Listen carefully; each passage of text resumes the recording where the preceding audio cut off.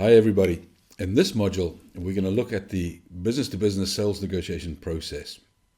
And I want to address a couple of issues that present themselves normally within the business-to-business negotiation environment that is not addressed by the typical sales negotiation processes or sales processes that are in place that companies follow. So if I start off by looking at this diagram over here, you'll see there's quite a lot of things going on here. But what I'm trying to summarize here all in one slide for you, in one picture, are all the different components that form part of the B2B sales negotiation process, or a typical business-to-business sales negotiation process. You'll see in the beginning here on the left-hand side, you'll see you get in new opportunities from different sources, from existing relationships or referrals, from your organic outreach efforts, so social selling, etc. This is using platforms like LinkedIn, Facebook, maybe Twitter, some other areas that you maintain a social presence, maybe groups that you belong to, industry groups, etc. And then you'll have paid outreach, which would be advertising. So that could be the programs that your corporation or company have in place, or if you're working for a small business, or you're working for yourself, maybe you're taking out some ads on LinkedIn or Facebook or whatever it might be.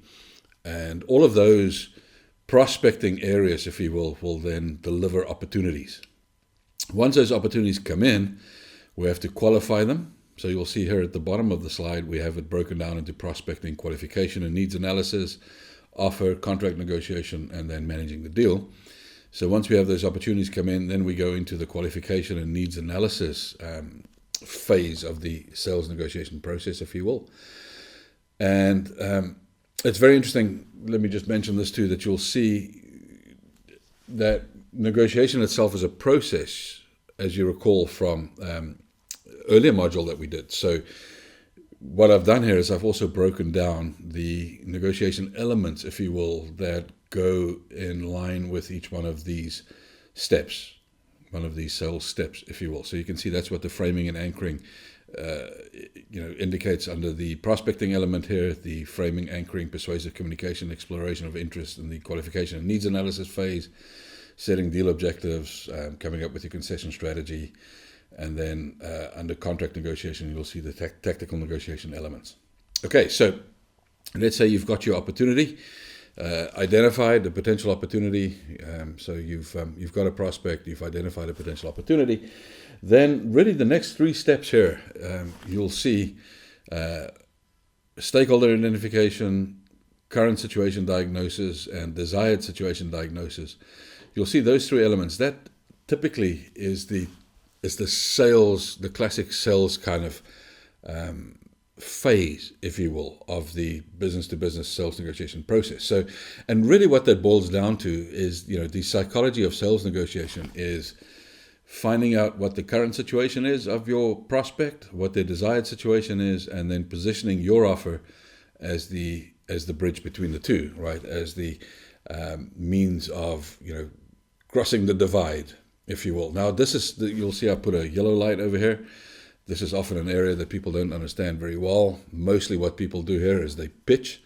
So they have some kind of pitch deck or, standard presentation that comes along with the product that they have. If you're working for a big company, typically people have boilerplate pitch decks, associated with different products, services, and solutions. And then, we kind of throw these at our prospects rather than involve them in exploring their current situation, their desired situation. And clearly in a corporate context, we have to start off by making sure that we identify all the stakeholders that are in the deal. I slipped forward there. So over here, stakeholder identification is where we really need to get started. Because, of course, we want to make sure that we've identified the right people who can make the decisions that we need to get made to be able to close a deal.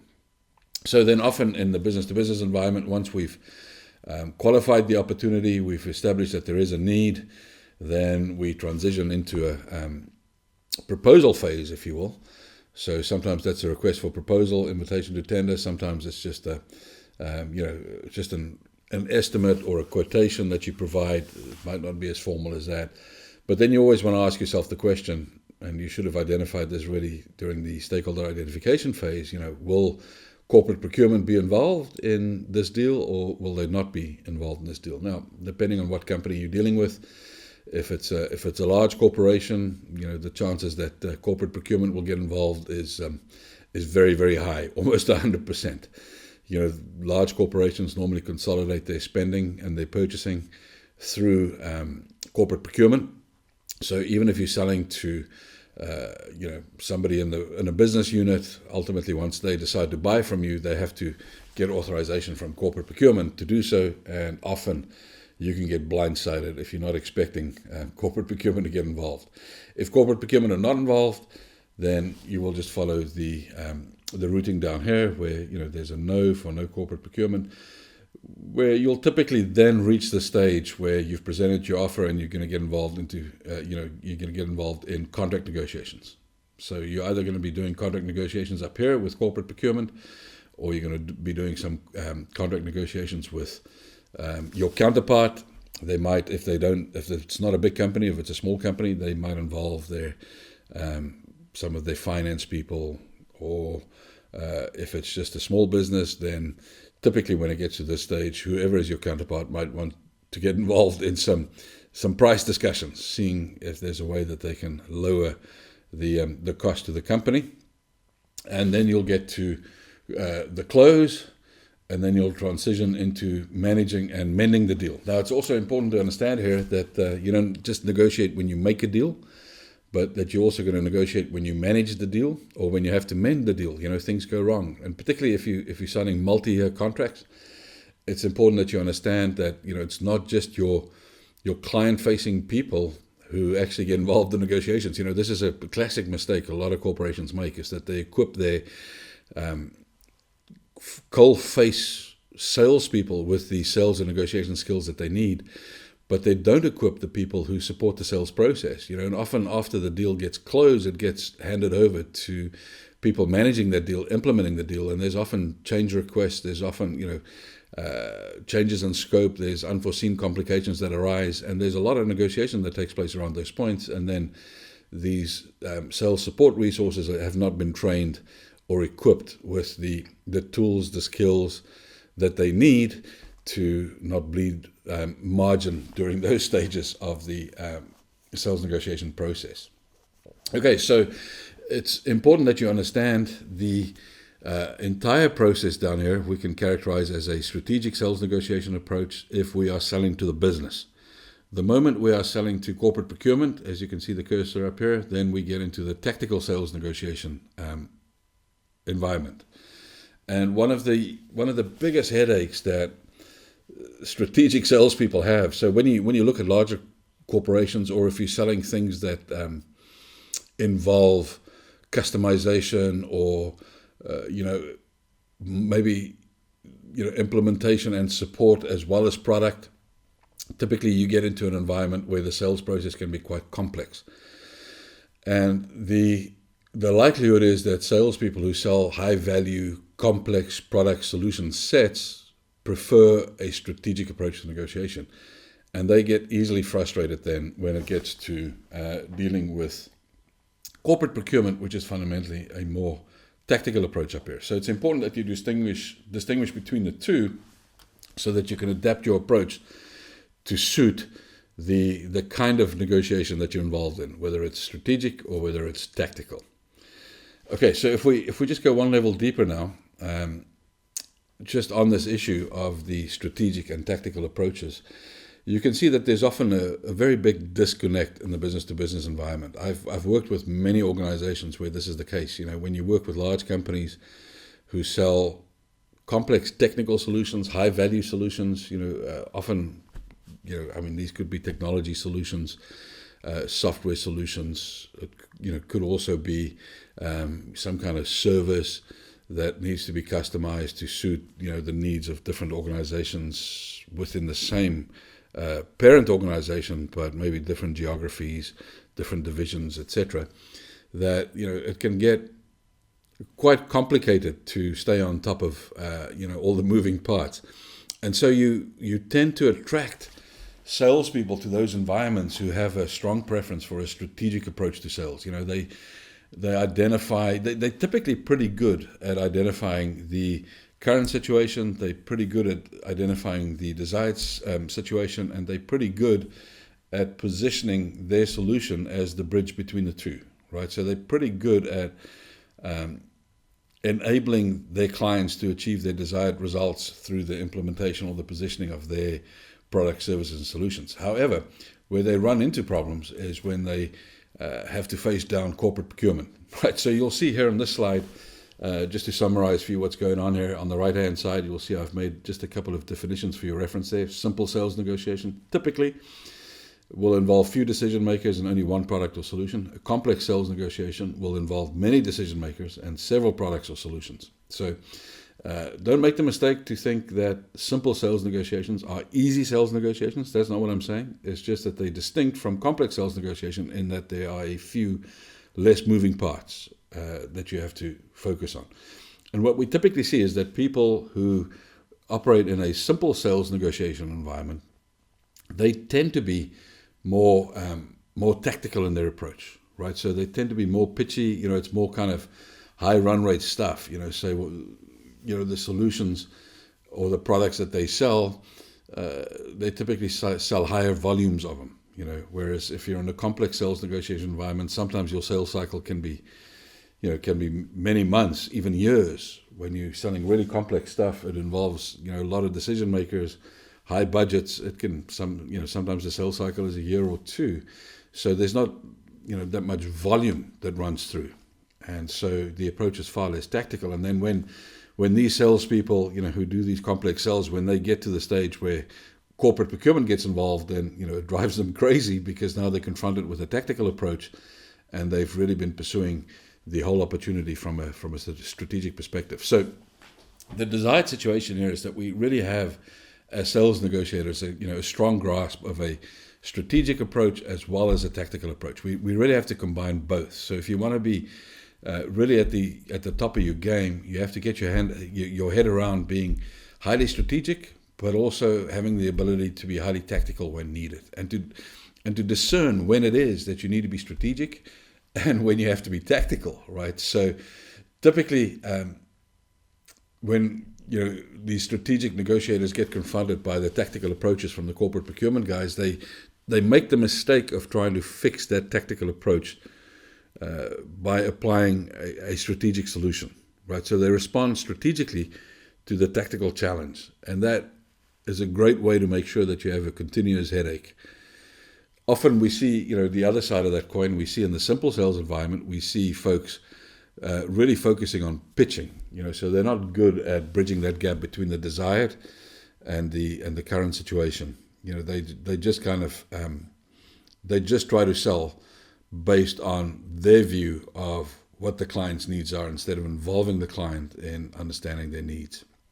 Sometimes these folks are quite good at the tactical stuff, so they can be highly tactical and not very strategic at all, and that can work when you do high run rate stuff. Maybe when you sell cars, and you have to sell 15, 20 cars a month, you can be fairly tactical in that approach. You're not necessarily selling something that's very complex.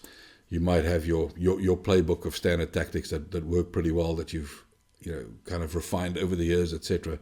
And so it's more run rate type stuff. But the moment now, let's say you start selling fleets of cars to large corporations, across multiple geographies, now you have an example of something that's more complex.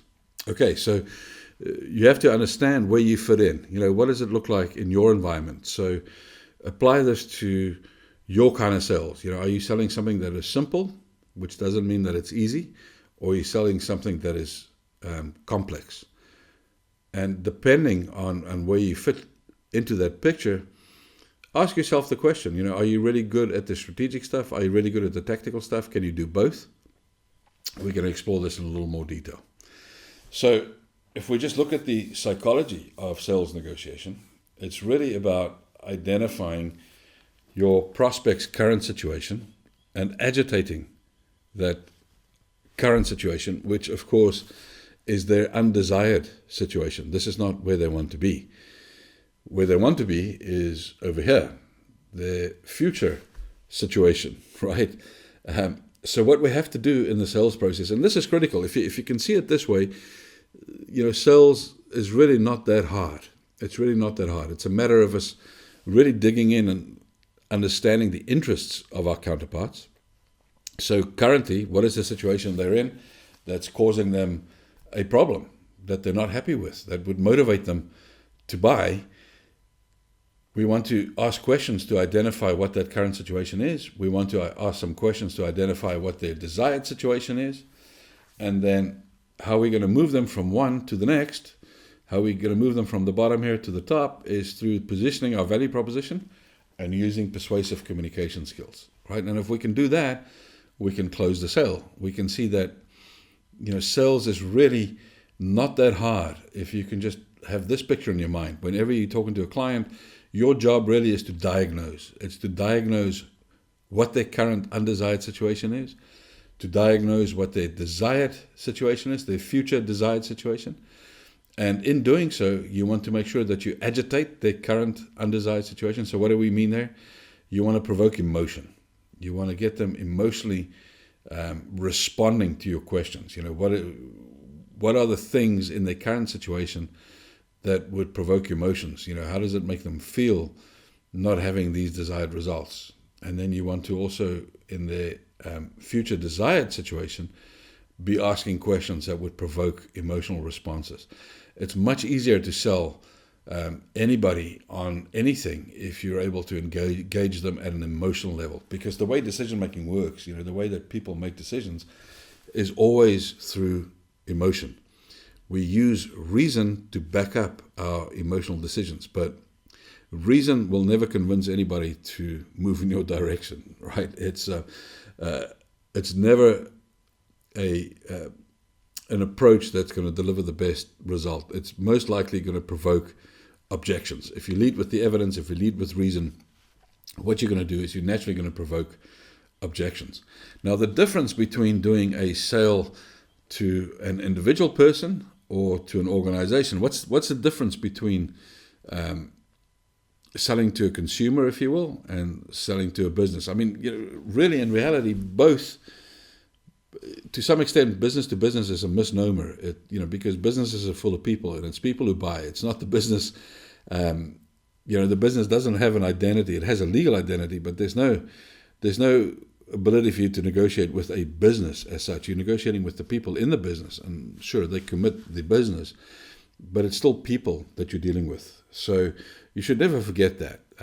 Obviously, within a business environment, the key difference is the fact that there are more people involved. So you need to identify and agitate the undesired situation for many different stakeholders in a business environment before you can paint for them the picture or position your solution as the bridge between their current undesired situation and their future desired state. So stakeholder identification is the key piece that you need to insert if you're in a B2B environment. So probably the two things that distinguish, and there's only really two things that distinguish business to business selling from selling one-on-one or selling to consumers, is that there are more stakeholders, so you have to go through the stakeholder identification process. And secondly, you have corporate procurement that gets involved, right? So you're selling to more people, and you're selling to corporate procurement, and corporate procurement, by definition, pursues a different approach to your typical stakeholders. So let's look at that for a moment. Corporate procurement, what do they typically, what do they do? What's their function within the organization? One of the interesting things for you to take a look at is, if you look at the company that you're selling to and they have a corporate procurement function, see who their chief procurement officer reports to. Most typically they report into the finance function. Maybe they report to the chief financial officer.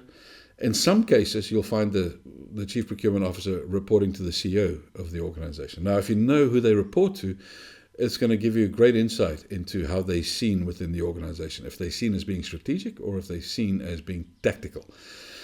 If they report into the CFO or the finance function, then it's it's a safe bet that they're seen as tactical within the organization. And to be truthful, this is the case probably 80% of the time, because the simple truth is once you hit a certain size of organization, it just makes sense to consolidate all your spending, right? Why wouldn't you, gain the efficiencies that you can through consolidating your spend in different categories across the business? So, the intent is to lower costs through acting tactically by consolidating spend in different categories, building expertise in those categories, etc. However, for some organizations, and it depends, what industries they're in, but procurement can be quite strategic, right? We make a further distinction within the context of procurement. We talk about direct procurement and we talk about indirect procurement.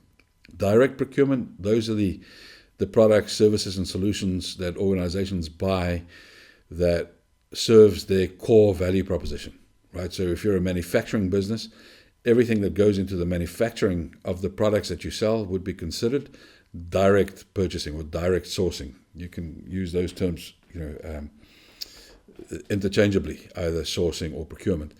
And indirect procurement or sourcing are normally, those are the things that just about every business in the world does, or uses. The product, services, and solutions all businesses use. So that would be things like software services, maybe advertising, marketing, recruitment, vehicles, all the things that are not necessarily used in the direct production of their strategic value proposition to the market. Those things are classed as indirect procurement. And typically, you need more of a strategic approach from a procurement perspective if you're sourcing things for direct procurement, because those things, are essential to your differentiation in the marketplace, to your long-term success. And indirect procurement, can afford to be far more tactical in their approach, because, normally there's quite a few providers of product, services, and solutions, vendors in the indirect space. So that's another clue in terms of how you can expect to be treated as a vendor selling into a large organization. Are you providing something that fits into their direct sourcing category, or is it something that fits into their indirect sourcing category? So, there are different approaches to procurement within large organizations. There are, any number of different approaches, but typically negotiation also, is seen as a step in a process. So that's a good thing if you're on the sales side, because the buyers make the same classic mistake that most sellers make, in that they think negotiation is an event, not a process. But if you're onto this, if you switched on to the fact that negotiation is a process itself and not an event, then you're well positioned to influence the whole sourcing or procurement process, right? By getting involved really early. So, the challenge always, if you're on the sales side, you're always looking to really get involved before the need even gets identified. Maybe you're the one who helps the business discover the need that they have. Here's another picture of a classic strategic sourcing process. So once again, you can see here that negotiation is really pegged as something that happens here in step 4 or 5, where they decide to compete or collaborate. And they forget that negotiation really is something that happens across the entire value chain, not just within this area here. But the good news is, if you understand that they think of negotiation as something that is typically tactical, then you can equip yourself to respond tactically. Responding strategically to procurement is one of the biggest frustrations, time wasters, and rabbit trails, if you will, that you can pursue on the sell side. What you really have to understand, there are three key things, three rules that you want to follow when you're negotiating with corporate procurement. Number one is that you should expect a highly tactical approach. You have to get really good at identifying and countering tactics. So those negotiation tactics that you looked at in the module on negotiation tactics, you really have to get your head around all of those tactics. You have to practice them. You have to be able to identify them. You have to be able to respond to them in such a way that they don't present you with a challenge anymore. you must, in the second instance, not be offended by your counterpart's approach. If they're representing procurement, they should be giving you a hard time. I mean, put yourself in their shoes. If you're a professional buyer, how do you measure your success? Fundamentally, your success is measured by getting your suppliers, your vendors, to give you discounts, to improve their pricing. Fundamentally, success for somebody in the sourcing side, in the procurement world, is measured by either the delta or the difference between the opening offer and the strike price. So if they get bids in, they will have an average opening price, and then whatever they end up agreeing with the vendor that they select, they measure the difference between that price, the strike price, and then the initial offers the average price of the initial offers they got in, and that's how they measure the savings that they achieved. Or even more straightforward is, if they've identified spend by category, year on year they want to reduce the spend in that category. So if this year they're spending $100,000 in the category, next year they need to spend less than $100,000 in that category. It's quite simple. That's how they measure success. So they have to be giving you a hard time. They have to be pursuing very vigorously ways to reduce costs. So there's no point in you being offended or not understanding that they, why they don't see you as being strategic, and they don't understand the value that you offer, and the return on investment that you provide is so good. If they could just understand, more about your solutions, etc. The fact of the matter, and this is actually, really hilarious. The fact of the matter is, on the sell side, people and companies love to talk about, total cost of ownership, selling on total cost of ownership, particularly in the business-to-business environment. Yet, on the sell side, you're not paid based on total cost of ownership. I've yet to meet an organization where they truly pay their sales resources based on total cost of ownership. They don't, because they pay them commissions based on this quarter, or at most on this financial year. So commissions aren't paid over a period of 2, 3, 4, 5, 10 years. Same applies on the buy side. Savings are only measured over 12-month period, a financial year period. So everybody who talks total cost of ownership, to be quite frank, and a lot of people just don't have the the courage to say this, but measuring the success of your solutions by paying people supposedly on total cost of ownership, but really effectively paying them on revenues or margins achieved over the short term, it just makes a mockery of the whole total cost of ownership approach. So everybody likes to hold up the smokescreen, if you will, of total cost of ownership, but in effect, certainly if you're a publicly traded company, people are pursuing quarterly goals or financial year goals. It would be amazing if more companies just owned up and had a more integrous approach, more integrity in their approach, saying, we are not really interested in total cost of ownership. We're most interested in maximizing returns for this year. And that would cut through a lot of the clutter and a lot of the smoke and mirrors that surrounds the typical sales approach. Okay, so looking at the third point here, you cannot be defensive in your responses to buyers. When they come after you, the more you defend, the more you provoke them to return the favor. Remember the principle of reciprocation, right? The more you defend your value proposition, the more you incentivize them to find the evidence to prove you wrong. The key, and I'll say that again, the key to dealing with corporate procurement is to be able to make concessions. The only way that they can be successful is to show that they've made savings year on year, or savings between based on the opening offer and the strike price. So the only way you're going to create satisfaction for corporate procurement is by making concessions. Now, of course, there are ways that you're going to make concessions that are better than other ways. You're not going to say, you're not going to quote $200 for something, and then when they ask for a concession, all of a sudden the price drops to $100. That's not going to create satisfaction.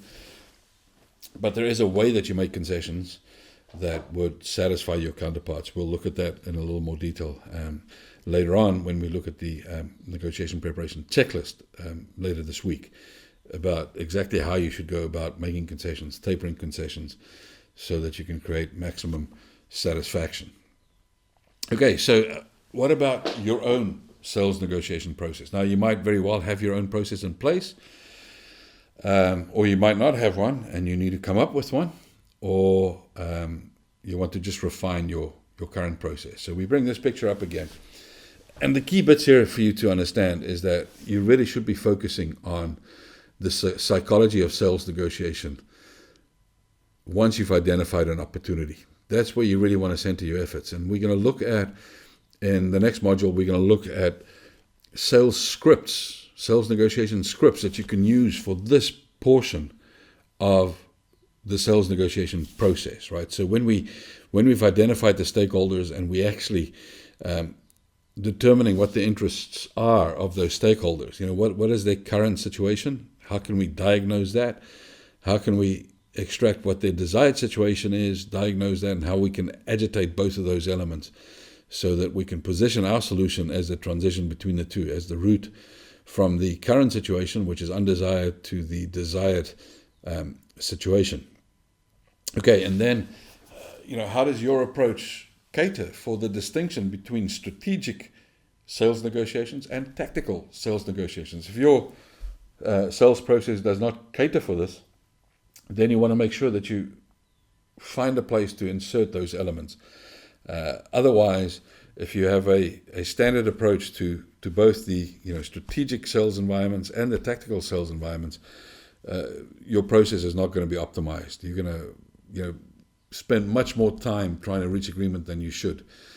If you know what you're doing, if you really understand tactical sales negotiation, you will significantly reduce the length of time that it takes to complete negotiations. Right? You'll be adequately prepared for positioning your solution as the best route to meeting your client's needs, and then the moment corporate procurement gets in, you'll know exactly how to deal with them, and you'll be able to close down things very quickly. Okay, so let's look at the elements that you need to practice. So within your sales negotiation environment, these three elements here: stakeholder identification, the diagnosis of the current situation, and the desired situation, and agitating those two things. These are things that you need to simulate. These are the things that you need to practice. You also need to practice your contract negotiations, right? Once you've presented your offer, now you might be negotiating with procurement. Now you might be negotiating, with other financial stakeholders or interested parties. You might not necessarily only be negotiating with the person sitting across the table from you in the initial stages. As you progress towards making a deal, they might be involving other folks. If you did a good job of the stakeholder identification up front, then you will not be surprised by the involvement of these people. And it doesn't really matter then if they're identified up front or later. You have to make sure that you have a distinctly different approach to negotiating tactically if it's demanded, or strategically, or in the third element, dealing with the contract type negotiations, right? So when we get to talking about the final terms and conditions, we need to be adequately prepared, and we prepare in a different way for those different kinds of negotiations. Okay, so for this first element up here, around the specific psychology of sales negotiation, those three elements, specifically the identification of the current undesired situation and the future desired situation, and positioning ourselves and our offer as the route between those two, there's a great opportunity for us in that environment to use scripts. Now, there might be exact scripts or there might be loose scripts, but for the kind of product, service, or solution you have and how you're going to position that, you can come up with almost standardized ways to position that so that you can have repeatable success in convincing your counterparts to move in your direction. For the contract-based negotiations, it becomes a lot harder to script. Particularly when you involve corporate procurement, it's not really possible to script or to plan those things to the extent where it's going to be the same things that you do every time.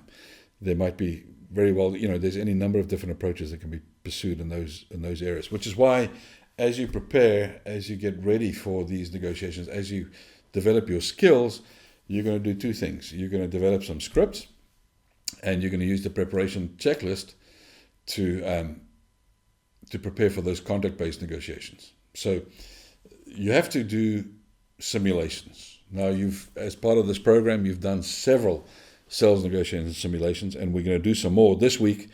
You're going to get the opportunity to do some real-life negotiations.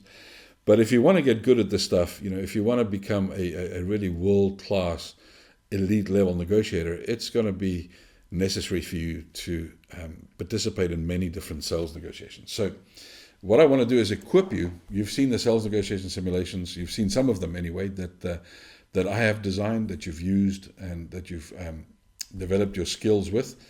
But I also want to equip you with being able to come up with your own simulations, right, based on the kind of negotiations that you get involved in. And you'll see below this video, I also include for you one of the worksheets that I use when I design negotiation simulations for the organizations that I deal with. As the first step, I just get them to think about their typical negotiations, and I get them to share with me some information surrounding those negotiations, and then I use those as the raw inputs into the way that I create a simulation. You'll also see that I've included for you here an example of a negotiation simulation that I've created for our real estate negotiation program, and that can serve as an example for you.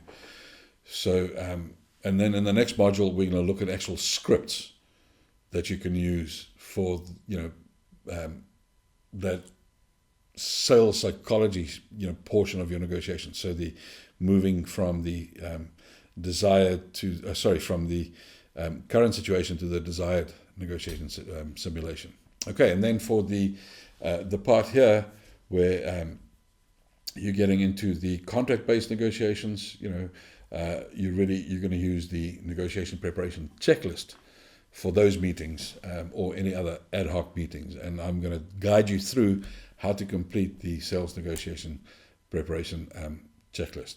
But first and foremost, let's just look at how you can create your own simulations to practice your sales negotiation skills, right? So often people will run simulations or they'll do role plays, but they don't do them the right way. It's important that in the first instance, you always assume the role of your counterpart first. Only after you've done that do you assume your own role, because you have to force yourself to think about things from your counterpart's perspective. So it's no good that you just run through simulations positioning yourself as yourself. You have to really come at it from your counterpart's perspective.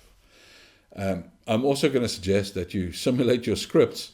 So if you come up with scripts according to the guidelines I'm going to show you in the next module when we look at sales scripts, you should practice those scripts at least 10 times, and you should do so with different people. So at least 5 times with 2 different people before you use them live, right? This is so that you can make sure that you get feedback and that you build your confidence, okay? And similarly, you're going to play the role of your counterpart once with each individual before you assume your role. So if you've come up with a script, what you're going to do is you're going to get somebody else to use that script first. You're not going to use it first, right? You're going to be sitting across the table from them as the prospect, or in the other end of the phone line, however it is that you're going to do that simulation. And you should be doing that simulation according to the format that you expect to negotiate in. So if you're going to be negotiating via video call, simulate it as a video call. If you're going to negotiate it as a phone call, simulate it as a phone call. Simple way to simulate a phone call is, if you're in the same room, just pull up 2 chairs, sit back to back, so you don't see each other, right? And then you just go ring, ring, boom, and you're in a phone call. So use the same mode of communication as you expect to use. And then, for the ad hoc meetings or the contract negotiations, you should also simulate each one of those expected negotiations by assuming the role of your counterpart first. Okay, so those you might not have the opportunity to negotiate, or simulate 10 different times, because they're not going to be scripted, but you want to simulate those at least twice. Once as your counterpart, or in the role of your counterpart, and once as yourself. So make sure, for those contract-based negotiations, that you run through simulations at least twice. And before you deploy scripts, you're going to use them 10 times with at least 2 different counterparts, with at least 2 different people. Okay, so you'll see the guide included below this this video. You could use those as prompts to think about how to design your tailored simulation for your product, service, or solution set. And I've also included the example of the simulation that I designed for our real estate, one of the cases for our real estate negotiation workshop. So let's take a brief look just at the simulation that I've included for you, the one that we've created for our real estate negotiation academy. You'll see typically it involves a brief description of background information, if you will, for one of the two participants in the negotiation.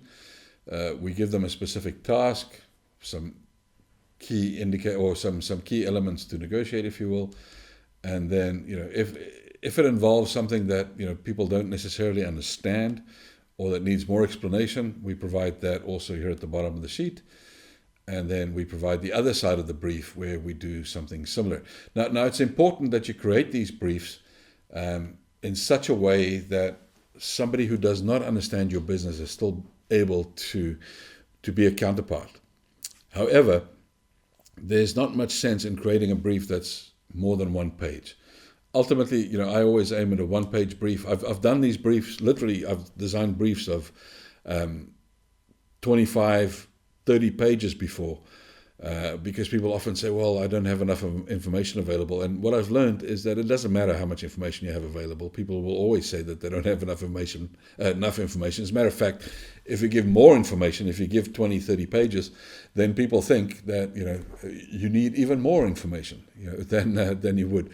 So it's not important. We just say to people, make the assumptions you need to make if you don't see what you need to see in terms of having complete information available, because guess what? That's what happens in real life too. You never have all the information you need. There's never a point that you reach where you go like, okay, now I understand every possible permutation.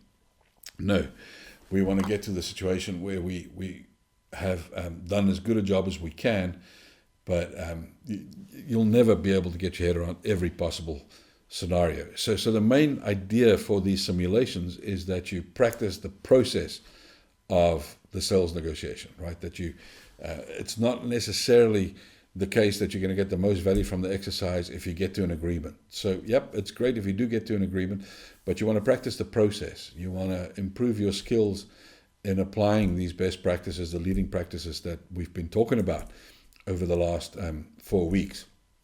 Okay, so you will see below this video then both the guide that you can use to prompt your thoughts about what the kind of things are that you need to include in your simulation. But I would encourage you, in your sales environment, come up with a simulation. If you're a business owner and you're hiring people, you want to even run them through the simulation when you hire them.